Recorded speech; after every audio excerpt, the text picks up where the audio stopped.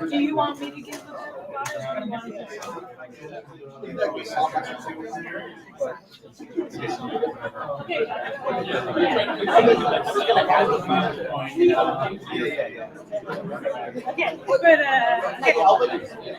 All right.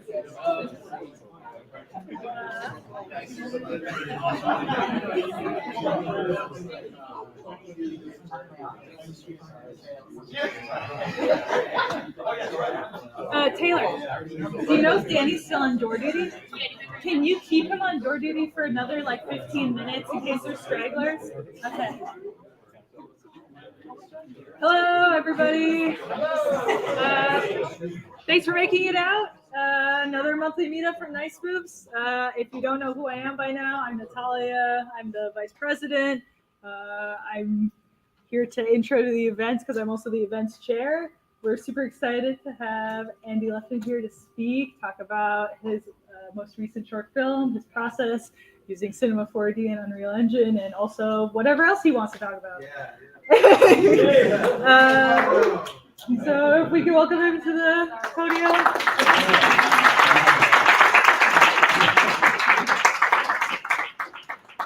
Hi guys, thanks for showing up.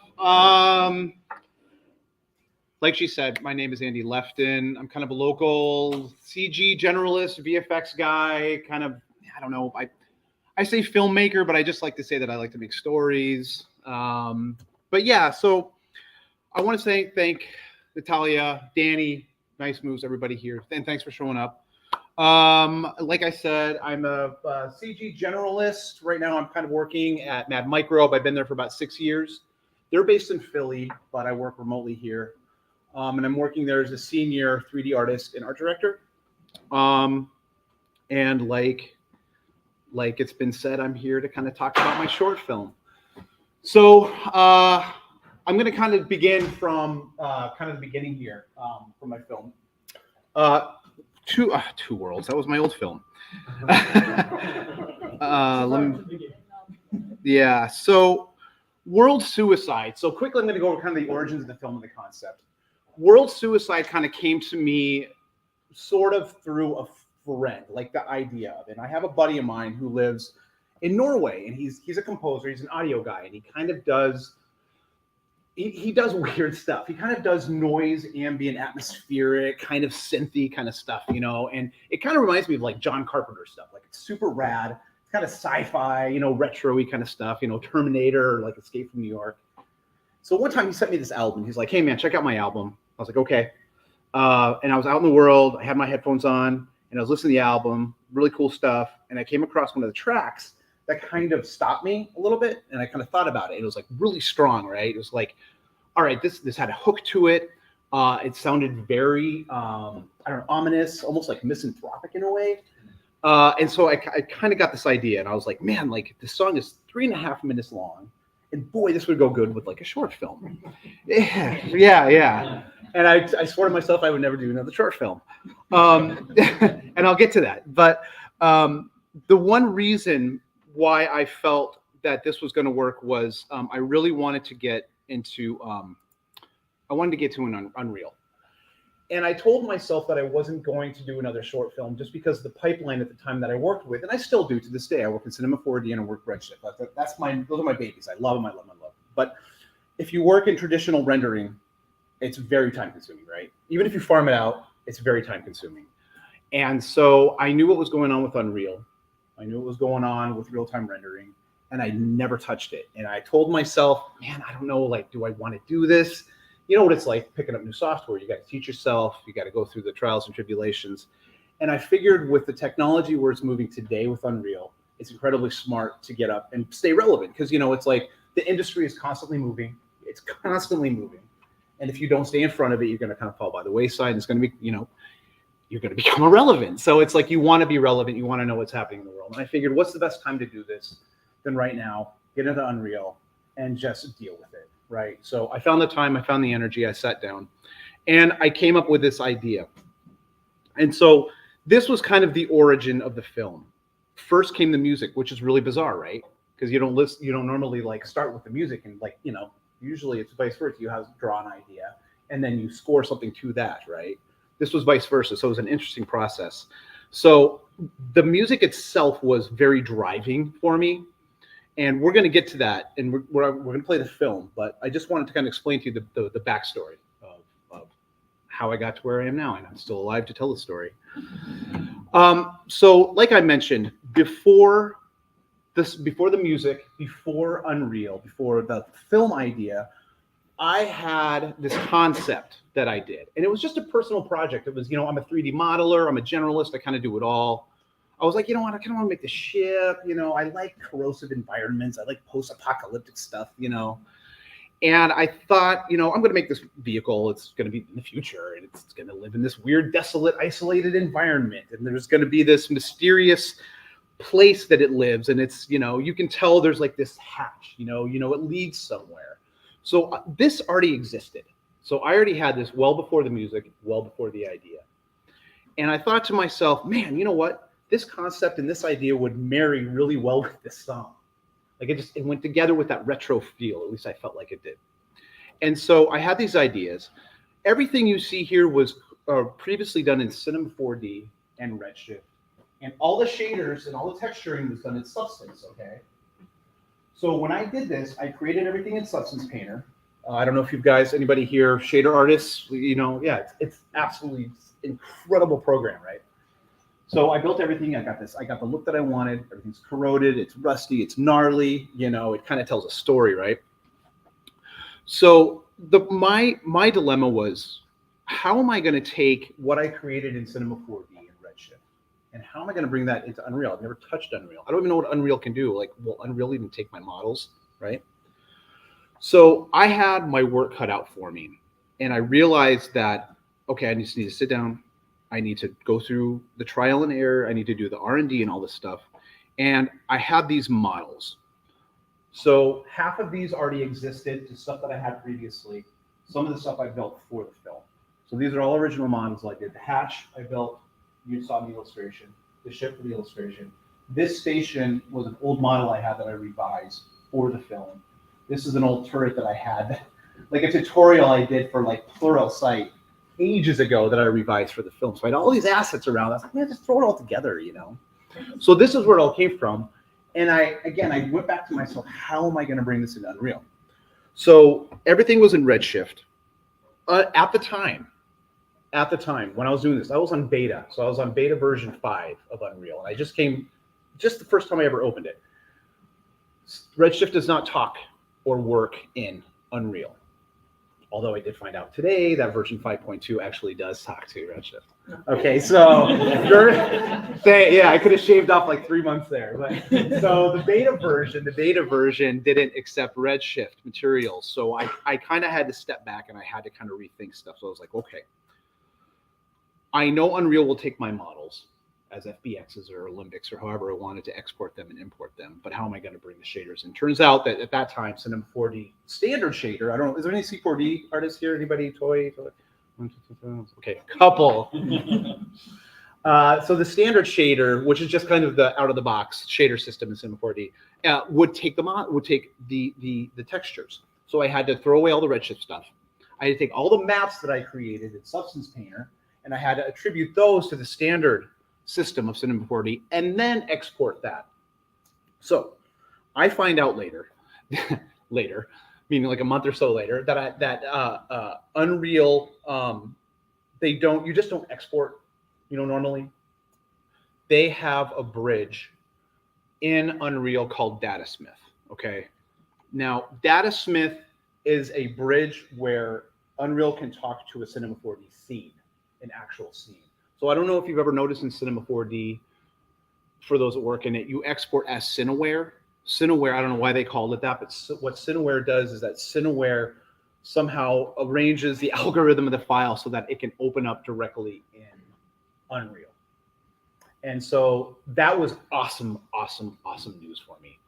And so what I did was like, my next step was like, okay, now I know that I can take my stuff out of Unreal, or out of Cinema, I can bring it into Unreal, and I can start kind of toying around with it. So all this previous look dev that I did, I had to toss.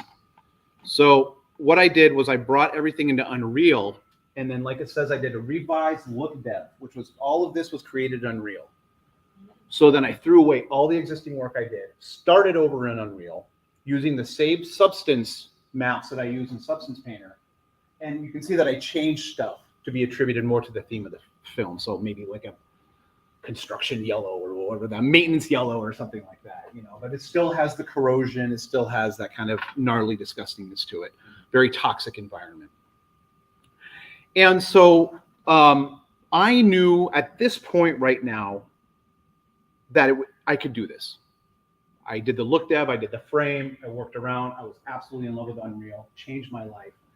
And so I started to kind of figure out my pipeline. And so my pipeline was originally, like I mentioned, I did all my modeling and I used standard shaders at the time because it was beta. They didn't take Redshift. So beta, Unreal version 5, brought all my standard shaders and models, created this in C4D. All my texture maps, like I mentioned, were designed and created in Substance. And then I exported all of those assets via Cineware from Cinema 4D. And then I imported them using the DataSmith plugin, which is free with Unreal. You have to enable it, and I'll show you it's one of the technical things. And then for the landscape, that was the big thing for me, was the landscape. I mean, you have this vast environment of just gnarly, toxic environment, you know, is gross mud and weeds and, you know, gross moss and stuff like that. And so doing a little research, I don't know if are there any Unreal artists here or people that are delving into kind of here and there? All right. So, I'm no master. I'm just disclaimer. I'm no master. I'm still learning a lot, but you know, this is as far as I've gotten so far. But I use Brushify for the landscape. Okay. So Brushify, which was amazing, and I can't remember the guy's name that developed it. Totally amazing. What it does is that Unreal Engine has a built-in landscape system, so you can like just have a landscape like it. It's like a ground plane, but you can change the terrain and stuff. What Brushify does is you can actually manually brush onto the landscape. You can paint all this disgusting stuff on it, and it comes with presets. So you have like mud, or you have dunes, or you have beach, or puddles, or whatever, and it paints right on. And I'll show you later how it worked. But that was a lifesaver as well, because I didn't have to reinvent the wheel with any of this. So that was cool. And then once I got to the end of the pipeline, everything, you know, all VFX comp, everything edit, color grading, went into After Effects and also DaVinci Resolve. And the reason why I did AE and DaVinci was I'm trying to get away from Adobe. Personally, myself, I'm trying to get away from After Effects. I mean, I love Photoshop, but in regards to After Effects, to me, it's dead. I mean, it's an older engine, and you know, it's every time they try to upgrade it, it's, you know, little tiny tools here and there. But it's a 20-year-old engine, you know. So I'm getting into DaVinci Resolve, and so this whole process for me was a challenge because I did it specifically for a learning curve. I did it to learn Unreal. I did it to learn DaVinci, and I learned a lot. A couple gray hairs too on top of it. So with that, what I'm going to do is that I did the look dev piece that I mentioned, this guy, and I knew that this was my first stepping stone to getting into Unreal. So I was like, you know what? I got the basic blocking out of the story. I know what I'm going to be doing with this thing. I'm going to create a teaser. So I'm going to play the teaser for you. And this was my first, like, okay, I can do the film. So let me go ahead and pull up that teaser here. Let me, oh, you know what? Wrong media player. Let's do that.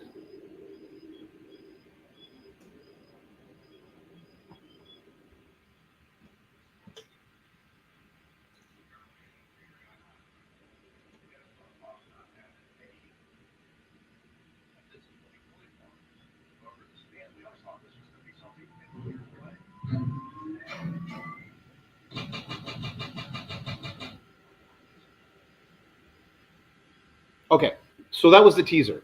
All right, I think after and you know, at this point, I still had a basic understanding. I had a basic understanding. I wasn't like, man, I know what I'm doing. You know, I was spitballing a lot of stuff. I was throwing a lot of ideas against the wall, and whatever stuck, whatever didn't, I had to throw away. And sometimes I just had to start completely over. So I knew once I did that teaser, I was solid, man. I was good to go. So with that, I'm going to go ahead and play the film. I don't know, is there anybody here that hasn't seen the film? Okay, a couple of you. All right. If you have 3.5 minutes of time, I'm going to play it for you.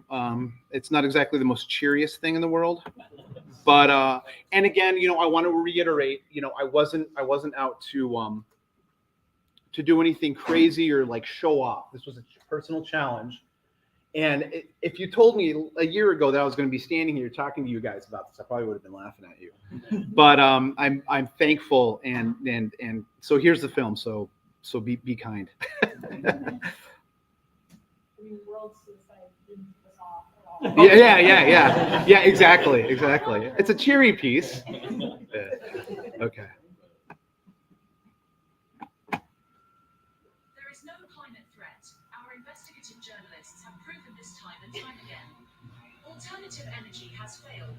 This network has shown the data that fossil fuels are here to stay and will work to keep this narrative alive. And you can hear the music.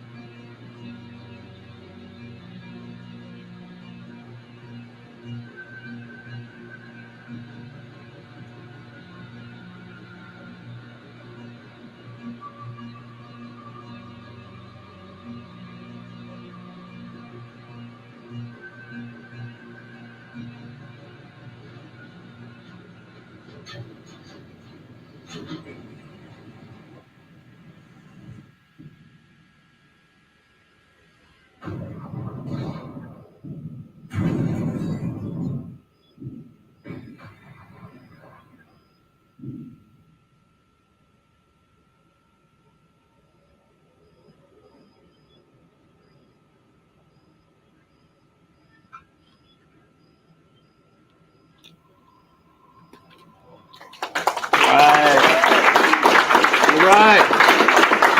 Thank you. Thanks, guys. So yeah, little glimmer of hope there at the end with the plant life, et cetera, et cetera. Right. Hey, Andy, that's fucking cool. Yeah. It's great. Thanks, man. It's really nice. Thanks. It's not to derail the subject here, but it's really interesting because there's been like 90% positive feedback, online, but then you have the 10% that's like, what's the agenda here? Oh. Fuck off, come on, man. So thank you, I appreciate that. It's just gorgeous. Thank you. I'm thinking like from the man, I want to show this. Yeah. Wait, what's the time limit? Wasn't it 7 minutes or something there? Well, that's the thing. It's only 3.5. I mean, it's perfect. Yeah, exactly. And it's interesting that the song itself, like I said, the origin coming from the music was like, this is the perfect length for the short film, like without boring people. Right. Yeah. Okay. So we're gonna kind of dive into the nitty gritty here. The file structure for this film was going to the terabytes, so I couldn't bring everything. Okay, so we're gonna barely skim the surface here. But yeah, let me. We're gonna go ahead, and I'm gonna. And if you guys want, I'm on ArtStation. Got all kinds of wacky stuff on there. So I'm gonna open C4D, and so this I'm gonna utilize the turret file. The turret was one of the more challenging ones, just because everything that moved with the turret popping up, secondary motion, bounce, rotating, all that was hand keyframe. There was no rigid bodies, no dynamics, or anything like that. So I wanted to make sure that that was gonna cross over. So you can see here, running the timeline, this was the animation for the turret. And again, all shaders in Substance, and then brought in to Cinema using the standard shader. So I was happy with the animation. I was happy with the motion. I felt it was very convincing. And once you got into comp and edit and stuff like that, you could get post shake, to really help that convincing shot, and then comp in all the muzzle flashes and things like that. And then yeah, so for instance, like and I don't know if you guys like to UV map. I cannot stand UV mapping. I've said it. I actually yelled at Maxon once at SIGGRAPH. I was like, you guys got to update body paint or whatever it was at the time. Anyway, they did 20 years later. And it's super awesome. I mean, it took me a matter of minutes to take a complex model like this, or even like using something organic, to get clean UVs. And I was shocked. Anyway. Believe me, if it was the old way, we probably wouldn't be sitting here right now. But I mean, you can kind of see. I haven't touched Cinema 4D's standard shader manager in 10 years. Whatever. I mean, I've jumped into Octane and then Redshift, so I mean, I haven't touched it. So I kind of had to relearn it, which wasn't big. But the cool thing about this is that I only needed 3 maps. I needed 3 maps for my shaders. I needed my diffuse, so I needed the color channel.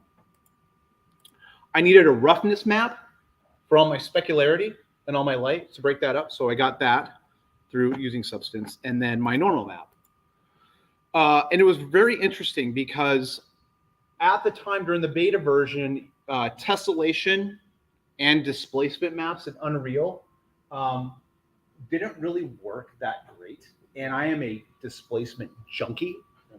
So I had to really learn how to optimize my normal maps in order to get a lot of these close surface detail. If the camera was close to the ground, or if the camera was close to an object, you want to see those irregularities, things of that nature.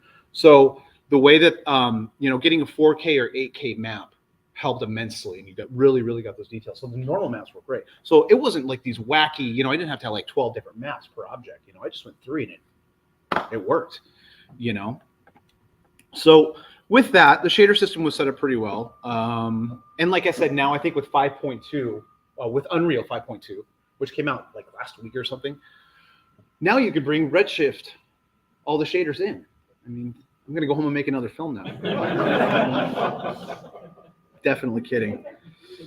So, okay, so I'm super stoked on the animation here. I'm stoked on the model. I'm stoked on the shaders. And so the next step was to save my object as Cineware. So I saved the whole project as a Cineware. So I didn't save as like FBX or anything like that. I saved all of this as Cineware.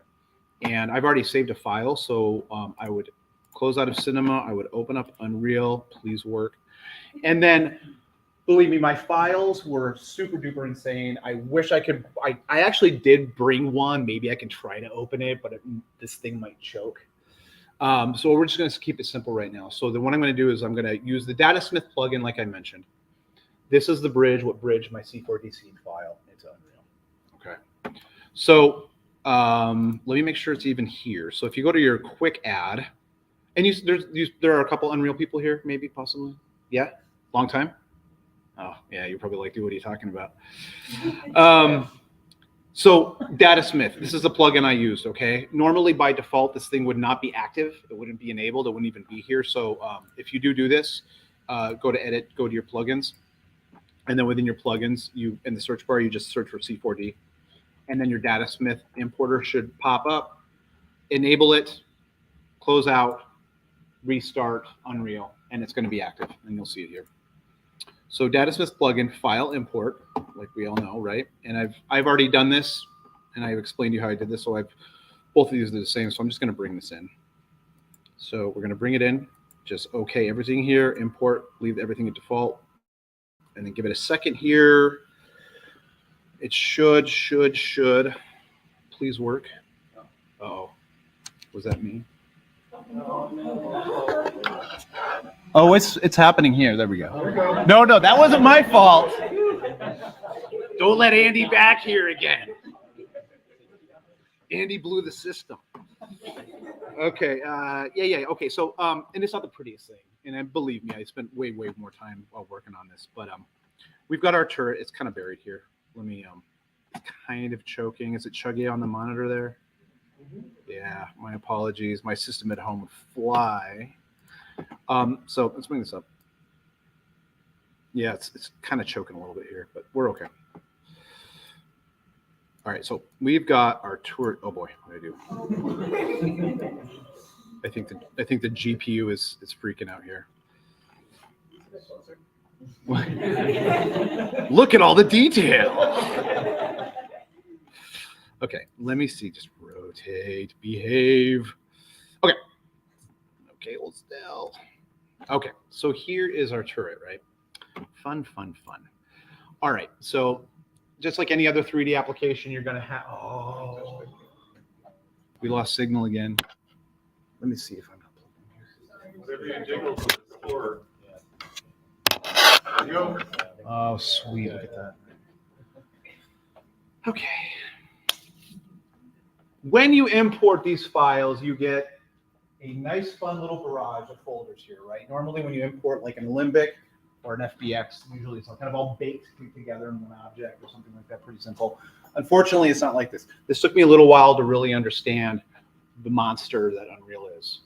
I understand it has its own algorithms and its own languages and stuff of that nature. Come on. Do we know what's going on? No idea. Please work.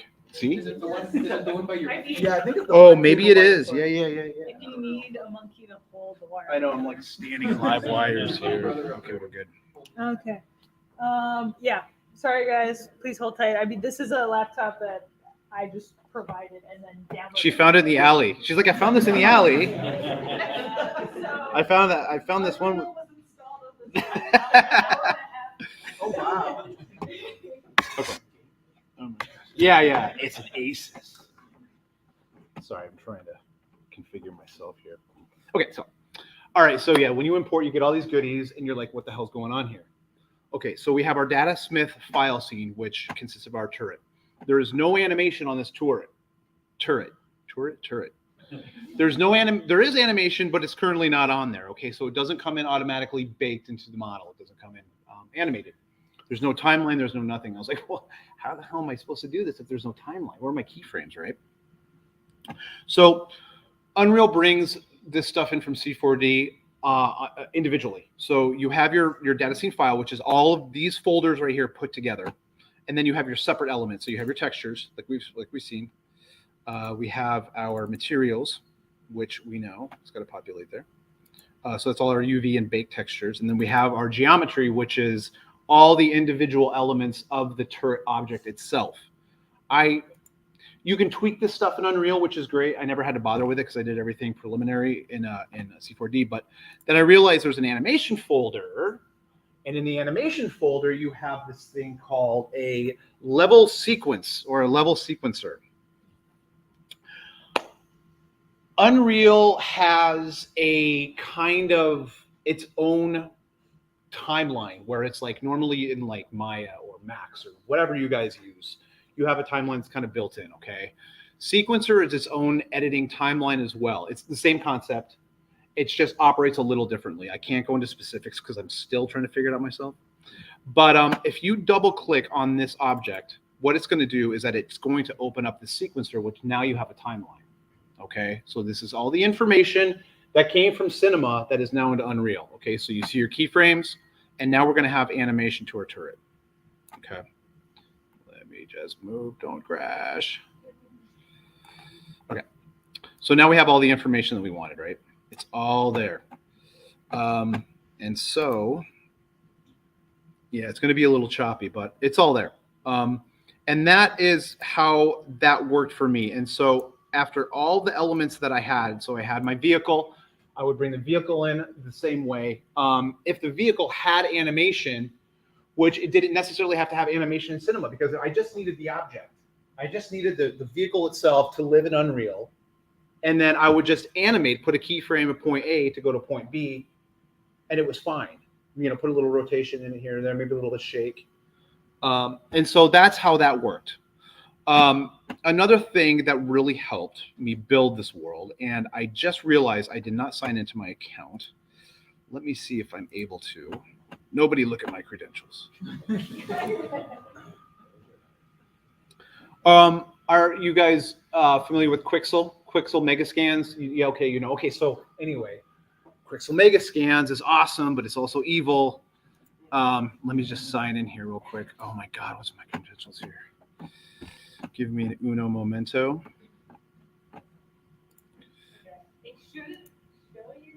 It won't. It won't. And if you guys see it, I'm coming after you. Yeah, yeah, yeah. 99999. I heard that. Don't email me here because I want to answer you back. All right. Sorry, the machine is really hating. You know what? Let me kill cinema. Bye, cinema. You served me well. Okay.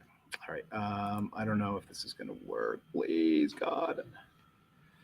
Chuggy, chuggy, chuggy. Yes. Danny, I hope you don't mind that I'm putting all this stuff on your system. Yay, we're in. Fun times. And All right. Remembering the account so Danny can use it later. Are you? Yeah, yeah.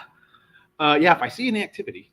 So you guys, some of you are familiar with Quixel Megascans. Okay, fun. This is the best part, sort of.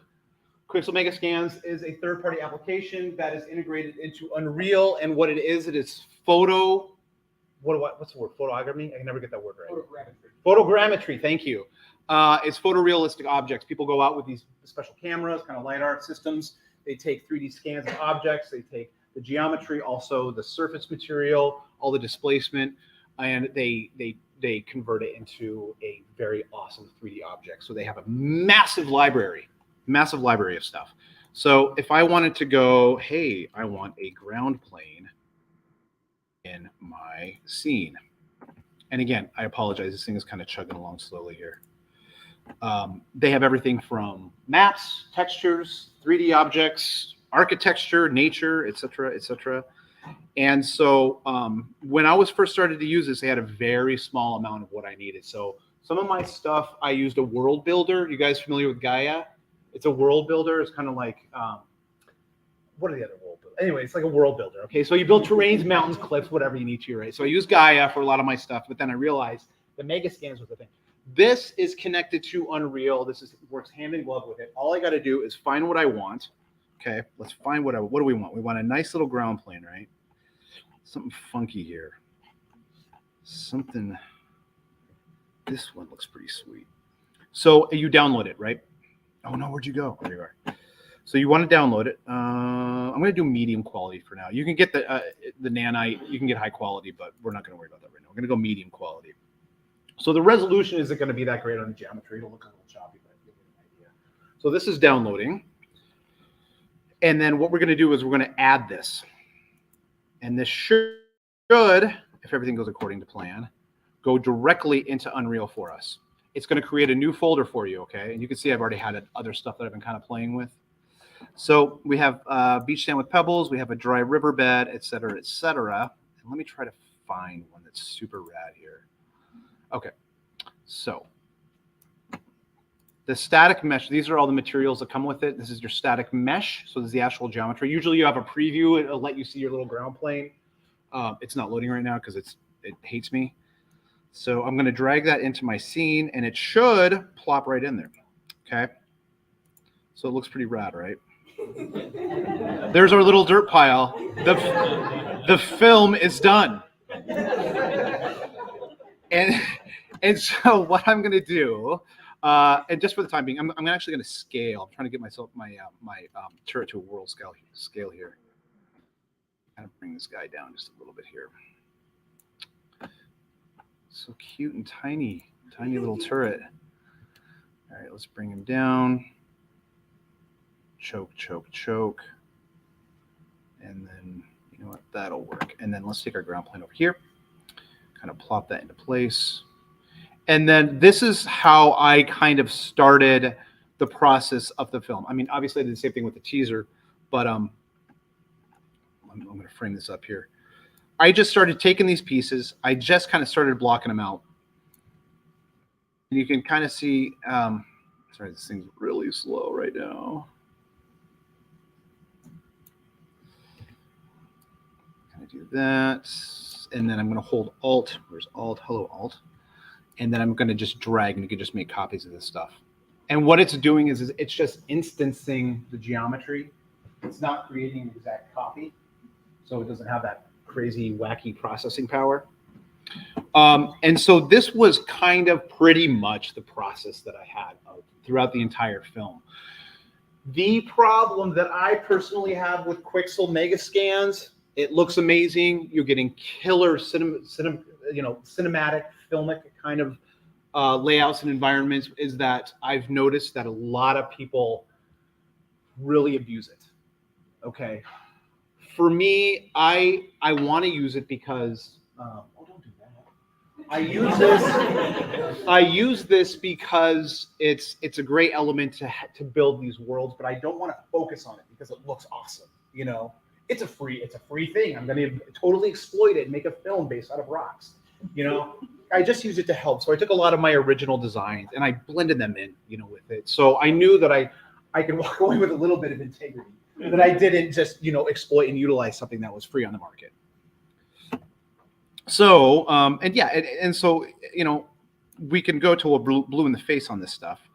But it was a really, really interesting and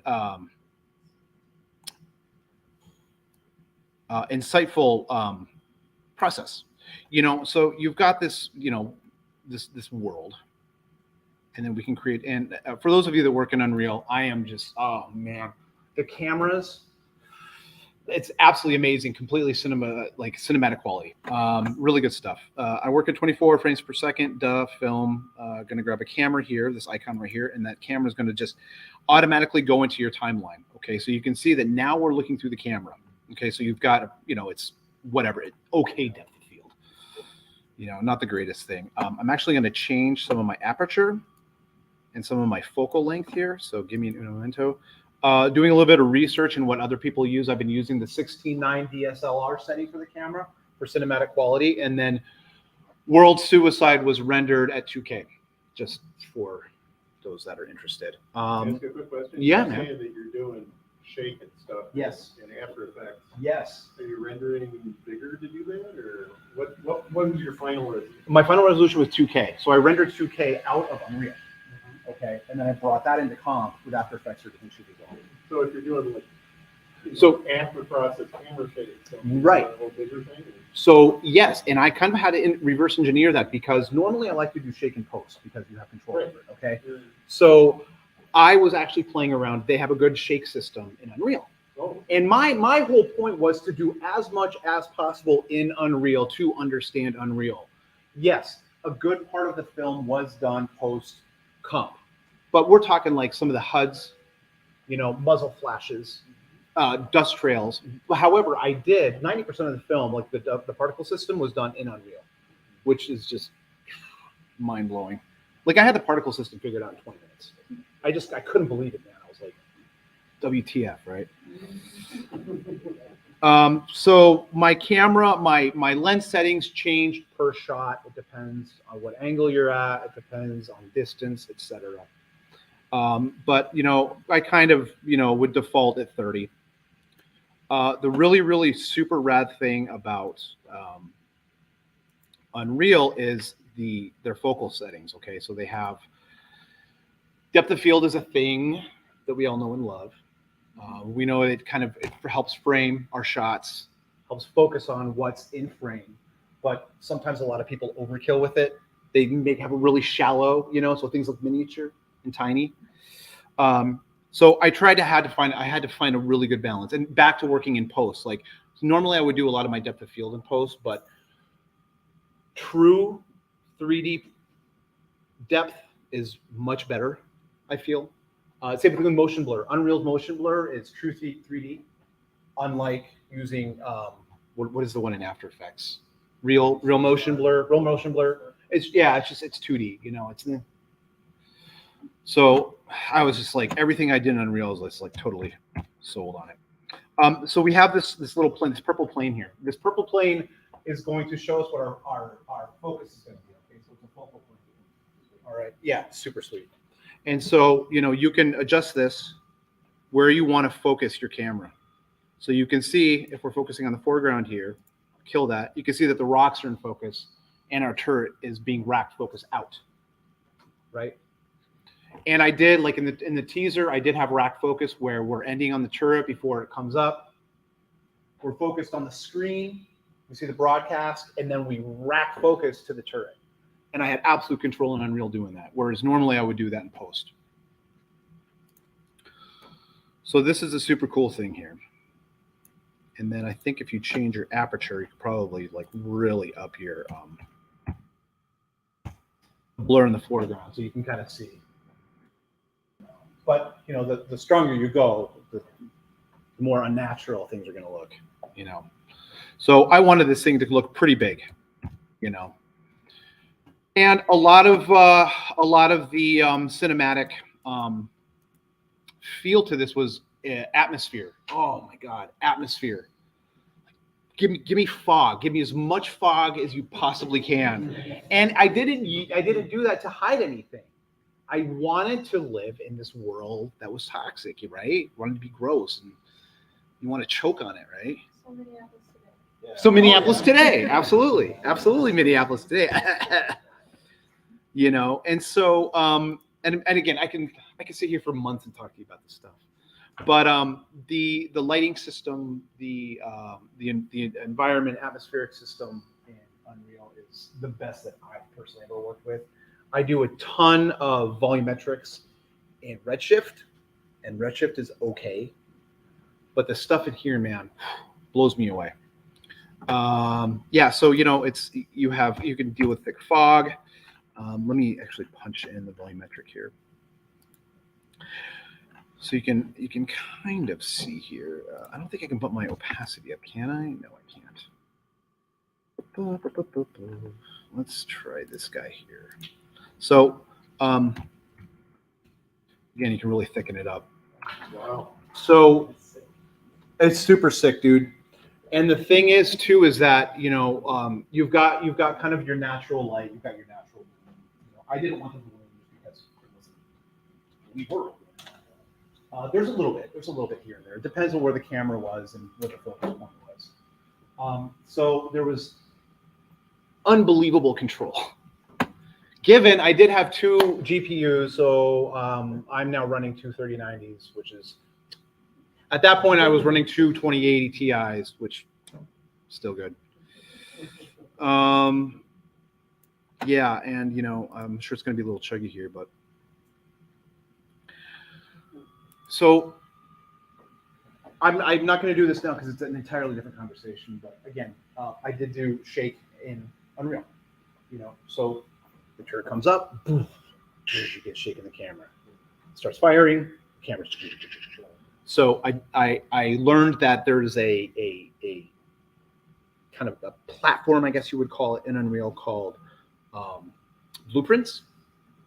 And blueprints are kind of how you, it's kind of like a pre-made effect, kind of, you know, a pre-made model that you want to have that you use throughout, you know, so it's like, it's kind of instanced throughout. So I would build these shake events, and then I would add them in to the timeline here, and you would just slide it around where you wanted your shake, how long you wanted the shake, how you wanted your frequency, your shake to be, the rotation, the position, etc. So again, another conversation piece. What I am going to do is, I know that I mentioned I use Brushify, so it was mucho chunky. I can't use it today because this thing would start on fire. But what I'm going to do is I'm pre-made a video. Is that cool? I'm just gonna play something. I just kind of. How could you be so irresponsible? I know. What did I do, man? Why am I so lazy? So I'm just, it's a few minutes, but I can kind of explain like my process here. So you can sort of see here. This is the teaser scene. I know I keep on going over here, but it's got a bunch of chords here. This is the teaser, and everything's gross looking, right? I mean, it's like it's not even lined up right. So everything relied on where the camera was. So the billboard itself is kind of floating, but that's because where the camera was on, I needed that billboard to be in frame. So it's kind of floating there. So this here was created in Brushify. This started out as just a simple plane with no shaders on it. I added Brushify, and you see I go to the landscape, I'm choosing landscape, and now you have this preset system right here that Brushify has. And you have, look at puddles, mud, dunes, beach, snow, whatever, right? And it wasn't even expensive, right? But you can see that I'm kind of brushing on surface detail, right? And everything's already built into the surface detail. So you have specularity, you've got your normal maps, you got your diffuse, all that jazz. And I did have, there's also a tessellation too. The tessellation was really good. And so I had this entire preset that I purchased. But I believe the only two that I used was the, I think it was like the mud and the beach. And I went back and forth, and it was depending on where the camera lived, and on the teaser, you can see I'm kind of low to the ground a little bit in the beginning. So I wanted to get a lot of that surface detail. So it's amazing. And minutes. You're doing this stuff in minutes, I did purchase models too, so like the oil rig, it's like Turbo Squid or something. Spent $10 on an oil rig. Changed the shader a little bit. The fence, did I make that? I don't think so. But like the station with the door and the TV monitor and all that jazz around it, like I modeled that myself. And then I kind of took some of the quixel megascan stuff and I kind of scattered it around to kind of help with realism. Okay, and so the cool thing is soon, I think it's going to come up pretty soon, is that the grass system, they have a foliage system. It's called foliage, basically. And you can kind of see here, I'm going to it. So I drop down, it's a separate menu. You drop it down, and then you have this kind of preset library here. And so I went to Quixel Megascans again, and I got just like a dry grass preset, right? So, yeah, wild grass or dead finish or something. Whatever. And so you can see that I'm just grabbing these static meshes and I'm putting them in this dialog, popping them right in there. Okay, so now they exist. And so I'm here changing some of the attributes really easy. I want to change the randomization, so the scale, so that when you brush, not everyone's going to be the same size. Some are small, some are larger, and it randomizes this. And so you're kind of brushing on this grass. Is it randomizing between all 5 of those? Yeah, exactly. Yeah. And there's like a check mark on each box. So if you're like, oh, there's too many of this stupid looking, you can turn it off, or you can erase it. You can erase it from its position. Sorry, I'm getting my head away there. So an incredibly powerful tool. So just to keep in mind, the grass thing is not Brushify. Okay, that's what's built in Unreal. This is the part of Unreal. The grass I got from Quixel Megascans, but it was a free download. Automatically went into Unreal, and you're good to go. Say that again. What did I just say? What about how you got the grass in there? So the grass system in Unreal is built in Unreal. Right. The grass itself, the object, the static mesh I got from Quixel Megascan. Gotcha. Okay. So the grass in the reel is a technique, and then you load it with a model. I loaded the models in through Quixel, and then they have a foliage system. It's just a different menu. Yeah. That's all it is. All of this stays the same. It just pops up on the side. You adjust your parameters, randomization, It's etc. so cool. Oh God, that's insane. Somebody who had to write code to it. Yeah. Years Yeah. ago. So. Yeah. No wonder why they come on, make a lot of money, huh? Were there any shots in where you did manage to bog your machine down? Oh my God, absolutely. Oh yeah. If you guys are interested, I did an interview called the VFX process with this place out of England. I talk about how I almost destroyed my machine. Because you look at this stuff, right? You're looking at that. You're looking at all everything you could do, and I was during this interview I was telling these guys like, oh my God, like it's taking my like 500,000 poly model with no problem. And I can instance this 1,000 times and nothing's crashing. So I just threw everything at it. I had 8K maps like thrown, you know, everywhere on every object. Like this tiny spoon needs an 8K bump map, you know? And yes, after a while, crashed. Yeah, and you get a warning. You get a warning. Unreal's like, yeah. You get a big red thing on the screen, you know, and it's like, no, you're kind of being stupid now. So yes, there were limitations, absolutely. But you know, if you're in 3D, if you work in 3D, you know how to optimize.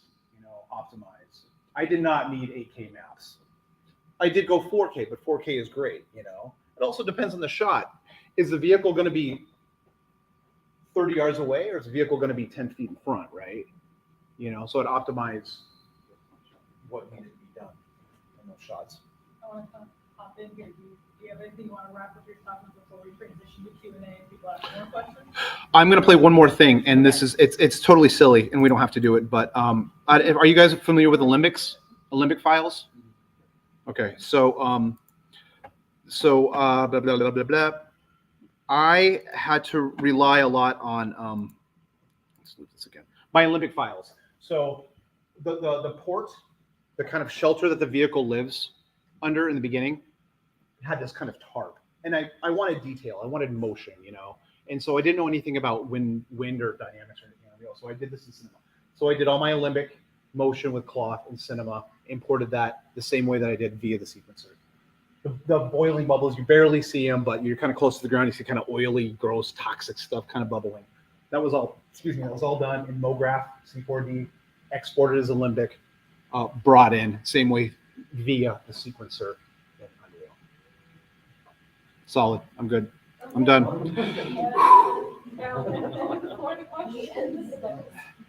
The bubbles, yeah. And do you have any wireframes? I don't right now. All I have is my gray occlusion pass. Right. Which I could probably plop up here. So I don't have the wireframes themselves. Just curious to see how dense it is. I mean, I can maybe open up Cinema real quick and open up one of the files. Which means let me. Are there going to be any Unreal questions? Because I might have to close this out. Sort of, but it's not really like. You don't want me to be like, hey, can you make a film real quick? Okay. It's not as much of an Unreal specific question. Yeah. Just Yeah. I'd just be curious about like what your learning process was with Unreal, like if it, like how you approached learning the new software. If there's any types of like content you recommend to tutorial series or anything like that, or if it was you're kind of doing like piecemeal where you try to solve a specific problem at a time and Piecemeal, do it that way. Yeah. Piecemeal is like. My big thing was the material manager. So I mean, if you asked me right now to make a beach ball in Unreal and texture, I wouldn't know what to do. Like, you know, I mean, I would, but it's not like in cinema I could do it in 2 seconds, you know. So the material manager, understanding the material, is very in depth. There's a lot of. Don't get scared. There's a lot of math, you know, kind of. I mean, you don't need to know math, but it's like there's a lot of, you know, you get it's nodal based, you know. So you want to multiply this and blah blah blah blah. But that was probably the biggest, and it still is, you know. It's a fantastic render. I had to understand, like, okay, it's Unreal. It's not a 3D modeler. It's a game engine. So I'm rendering. So is it just a render? So I had to really understand the language and what it was. So yeah, let me just quickly here. Let me open the Do you have true. a few zones, like a few locations that you kind of rendered at a time, or was it just one big map? That's a super rad question. Give me a quick second here. I'm just going to plop this up here, so you can kind of see my wireframes here. Yeah, so that's really awesome. I mean, yeah, but it looks like crap. You know, I mean, it's triangle. There's a lot of triangles. Yeah, it's pretty clean. You know, it's got a lot of. And again, this was actually a really old model. Port plane, hello. So yeah, you can kind of get an idea of how things look. You know. So rendering, right? Rendering. Okay, so this. Zones, exactly. Yeah, did you do like multiple areas, multiple scenes, or was it just one big map For the environment. Oh, I see what you're saying. I repurposed a lot, but each scene required its own separate, its own scene, which they call levels, because it's a game engine. So it's every time you build something, or you got to go to a different location, whatever, it's a different level. but I saw it as different scenes. So yes, each shot was its own different scene. You're referencing the same model. But you're referencing the same models. Yeah, because there's a lot of instances that you would just repurpose. Is this one big file? A bunch of scenes, one big mess? The actual Unreal file is one file. All of those little scene files and zones that you're talking about live in that. So they link to it. But they It's link nuts. They link to it, yeah. So they're not stored in memory. No. Well, no, Or when they're no. needed. Yeah, no, it's its own separate levels. But it's linked to the one master file. Okay. Yeah. So if I was like, oh, I'm on scene 400 billion today, you know, all of those 4 billion files would live within that one, would be linked to that master file. Right. But you're only loading the geometry and That all you the stuff. need. with Yeah. that. One level at one time. Nope. You just only load that one master Right, file, right. which links everything. Yeah. Right. But I'm saying when you were showing us how you were working on that plane, Mm-hmm. that's just that level. That's just that level. Yeah. So then if I'm like, well, I want to repurpose this level, but I want to add a bunch of different stuff in here or something. What I would do is I would literally duplicate that level, But that's get rid of what I Yeah. didn't need in there, get rid of the turret, put the vehicle in there, and then it's saving that as a second shot. That's right. Yeah. You know. Repurpose. Yeah, exactly. Yeah. So Anybody else? Yeah. Oh. Go ahead. Go for it. Mine, hopefully, it's quick. Yeah. For like the news footage and all that stuff, how much did you use After Effects versus DaVinci Resolve for those? Okay, so interesting about that. So those were the broadcast segments themselves were royalty free. So it was like a preset that you bought, right? And are you guys familiar with Envato? Envato, it's just like a stock. What was it, like a stock footage or images or something like that? Yeah, it's ENVATO. I have an account with Envato. You can download free. I downloaded. Well, it wasn't free, but I downloaded these like mock news segments. Okay, so a lot of like the scrolling third, lower third text and all the scrolling marquees and stuff like that. That was in Envato, but you can go in because they're After Effects files. You can change all the text. Oh. So yeah, so all the animations stay, but all the text I changed to match the theme.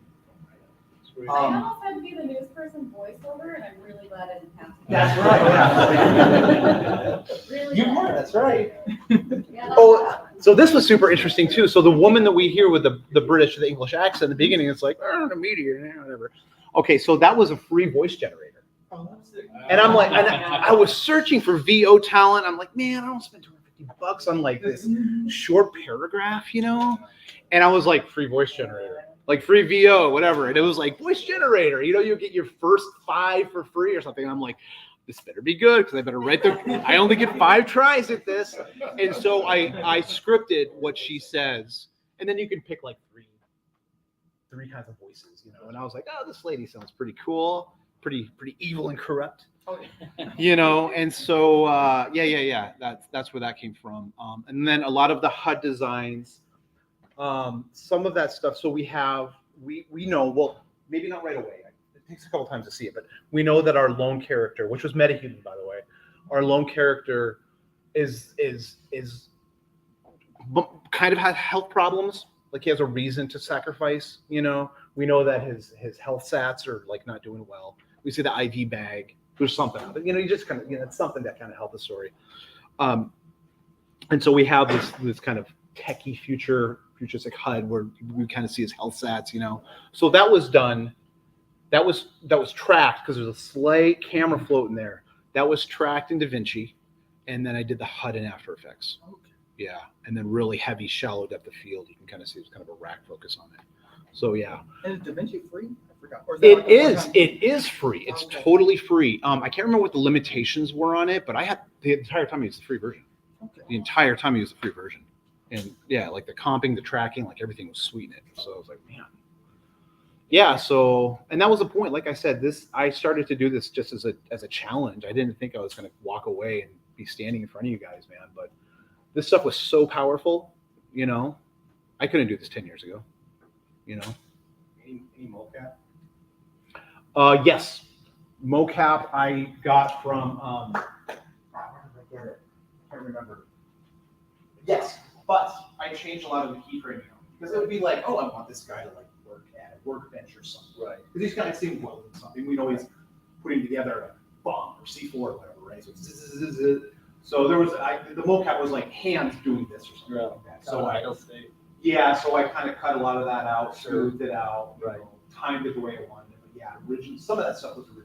Other stuff was just hand keyframes, you know, just using FK or something like that. Right. Were you using control rig at all? I was using control rig, and I didn't want to because I was like, oh, that's another thing I got to learn in Unreal. But I like popped it open and I was like, the biggest thing that I was avoiding in the film was anything facial. I was like, man, you know, like Uncanny Valley, like his face isn't gonna look right if I get too close. And I originally wanted his face really close in the beginning. I wanted like this Hagen old dude, you know, that was just like at the end of his rope. And MetaHuman really had that kind of realism to it. But I didn't really want to push the envelope. However, right before impact, we kind of have that profile shot of him close up, and I was like, I'm sold. So that's when I opened the control rig, because I was able to get his facial expression, and it's really fast, but you can see him kind of like he's looking forward, he's looking down, but he's blinking, and the ticks and everything that he has in his blink it's all right there. And I was like, I did that in like 30 minutes, you know, and it was work. So yeah, for that I did. It was really effective. I was actually really impressed by how you weren't spending all your time on selling a character's face. But you hit all the marks of the emotion and getting it across. Yeah, I mean, but that's just unreal, man. It was I'm not being the Met runner, but yeah, but how much you told in that amount of time. That's 50% of what's so cool about it is story. It has all this. You know, there's plenty of. Yeah, thank you. Yeah, the stories stuff, but the stories told in a timely manner, right? Yes, right. exactly. Yeah. It's hard because you don't really have a lot of investment in the character. It's not you're not like emotionally tied to him, but that's not really the point. It wasn't like, oh, this poor man, he's sick. It's not that. It's like you did hit all those marks with the IV bag and with the up at the end. And it was great. I originally had that close-up facial shot. I actually originally had a shot where the camera was looking front in like through the windshield, and you know he's bobbing around, and then I was gonna do this. Oh, maybe there's like tears rolling down or something, and I'm like, yeah, it's kind of corny. But the whole shooting into the thing that brings in the whole fact Yeah. of how toxic the whole world is, Mhm. and even the first shot, just his back. This feeling he's in like that he's hazmat working suit. hard, Yeah. and we're not really sure what's going on, but we are, because we're hearing Yeah. the audio. Cool. I'm glad you got it. I What understood it. storytelling, Andy. Thank you. Thank you. Okay. All right. Are we solid? We good? Yeah. Clapped out. Thank you so much. Thank you. Thanks, guys. There's nothing better than a good process explanation. So great. Yeah, I mean, honestly, I was kind of sweating for the last couple months. I'm like, how do we explain a year's production in 45 minutes, you know? But yeah, I skimmed the surface. But I mean, it was, I like I said, I came from nothing. I had no idea how Unreal worked. I gave myself 2-3 months to just get the basics going. And after that, it was easy. So Easy. I live to piss her off. Okay. Could you just really quick, maybe for some of the younger folks here, just go talk about your background a little bit? You don't have to. You want me to talk about my background? I do just give a real quick. I was born in 1973. But just, you know, I understand you went to school in Minneapolis. I did. I went to school at MCTC. I went to media production. So I started school in 2000, which was, I guess, a long time ago. And they had media production there, and they barely skimmed 3D animation there. That was it. So I took the whole curriculum. I took media production. So it was audio, video, editing, animation, and I completely honed in on animation. I knew I wanted it. I'm a huge Star Wars fanatic, and I've always wanted to work. In that realm. And so VFX, special effects, whatever it is, that's my cup of tea. And so I stuck with animation. And then, you know, after I got out of school, I freelanced for a little while. No, I actually worked at it was called Fuse. Yep. They were under the same umbrella as Hybrid. No, they were Fluke at the time. So it was Fluke and Hybrid. Fluke changed their name to Fuse. And then I started there, I interned there. You And have then another confusing thing going on with companies. yeah, I know. But we won't go there. Yeah. We've been here for 20 years. Let's change our name. Yeah, that's a good idea. Yeah. And then I freelanced for a while. I had my own company here for about 4 or 5 years with a buddy of mine.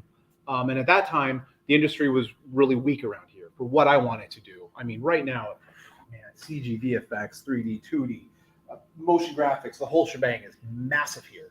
You know, I wish it was massive when I got out of school, but, you know, I'm kind of thankful because it really taught me to just kind of kick ass and persevere and keep on going. And now it's super strong. And now this room is filled with artists. You Like, graduated when all of us older people lost our jobs. Yeah. Thanks for the vote of confidence there. Miami company closed. Yeah, that's right. You fired everybody for a year and Really? all that kind of stuff. And so Yeah. you're not the only person your age that Yeah. I met. It was tough, man. It was super tough, you know, but So look where you are. wow, look where I am. I'm in front of all you lovely folks. But thank you guys. You're the bestest in the world.